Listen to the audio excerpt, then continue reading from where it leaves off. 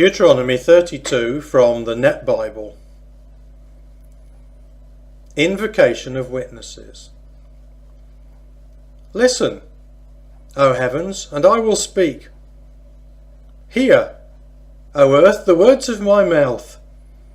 My teaching will drop like the rain. My sayings will drip like the dew, as rain drops upon the grass and showers upon the new growth. For I will proclaim the name of the Lord. You must acknowledge the greatness of our God.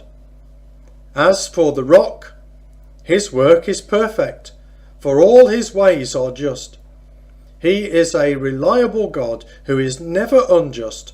He is fair and upright. His people have been unfaithful to him. They have not acted like his children. This is their sin. They are a perverse and deceitful generation. Is this how you repay the Lord? You foolish, unwise people? Is he not your Father, your Creator? He has made you and established you. Remember the ancient days. Bear in mind the years of past generations. Ask your father and he will inform you, your elders and they will tell you. When the Most High gave the nations their inheritance, when he divided up humankind, he set the boundaries of the peoples according to the number of the heavenly assembly. For the Lord's allotment is his people. Jacob is his special possession. The Lord found him in a desolate land, in an empty wasteland where animals howl. He continually guarded him and taught him. He continually protected him like the pupil of his eye. Like an eagle that stirs up its nest, that hovers over its young, so the Lord spread out his wings and took him. He lifted him up on his pinions. The Lord alone was guiding him. No foreign god was with him. He enabled him to travel over the high terrain of the land, and he ate of the produce of the fields.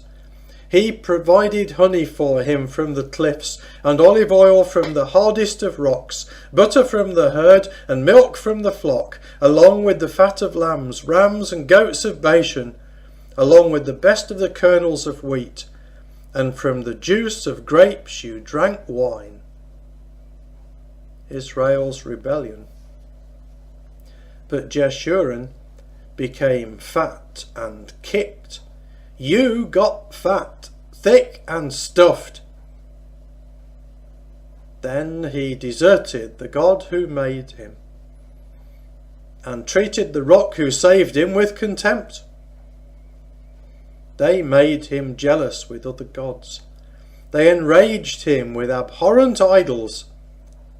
They sacrificed to demons, not God, to gods they had not known, to new gods who had recently come along, gods your ancestors had not known about. You have forgotten the rock who fathered you, and put out of mind the God who gave you birth. A word of judgment. But the Lord took note and despised them, because his sons and daughters enraged him. He said, I will reject them. I will see what will happen to them. For they are a perverse generation, children who show no loyalty. They have made me jealous with false gods, enraging me with their worthless gods. So I will make them jealous with the people they do not recognize. With a nation slow to learn I will enrage them. For a fire has been kindled by my anger, and it burns to lowest Sheol. It consumes the earth and its produce, and ignites the foundations of the mountains. I will increase their disasters. I will use up my arrows on them. They will be starved by famine, eaten by plague, and bitterly stung. I will send the teeth of wild animals against them, along with the poison of creatures that crawl in the dust. The sword will make people childless outside, and terror will do so inside. They will destroy both the young man and the virgin, the infant and the grey-haired man. The weakness of other gods. I said, I want to cut them in pieces. I want to make people forget they ever existed. But I fear the reaction of their enemies, for their adversaries would misunderstand and say, our power is great, and the Lord has not done all this. They are a nation devoid of wisdom, and there is no understanding among them. I wish that they were wise and could understand this, and that they could comprehend what will happen to them. How can one man chase 1,000 of them, and 2 pursue 10,000, unless their rock had delivered them up, and the Lord had handed them over? For our enemy's rock is not like our rock, as even our enemies concede. For their vine is from the stock of Sodom, and from the fields of Gomorrah. Their grapes contain venom.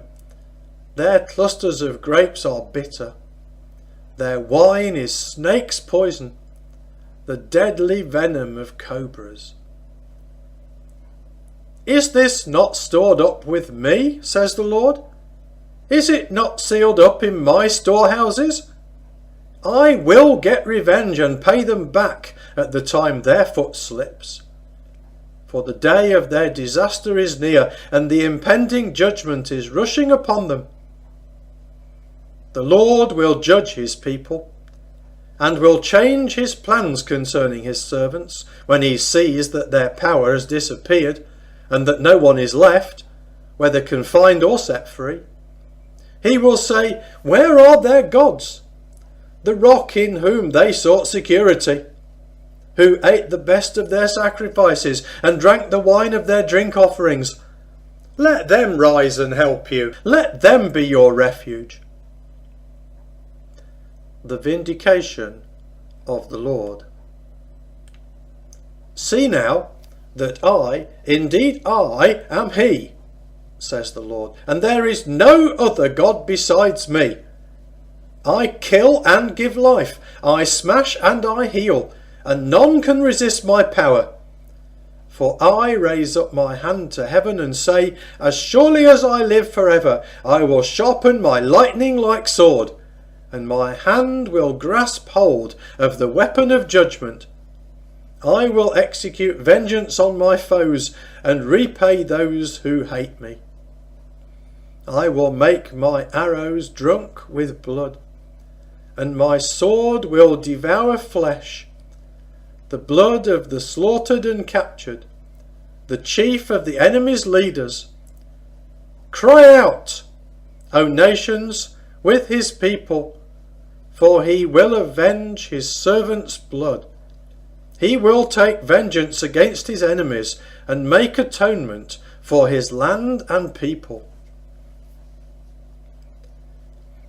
Narrative Interlude.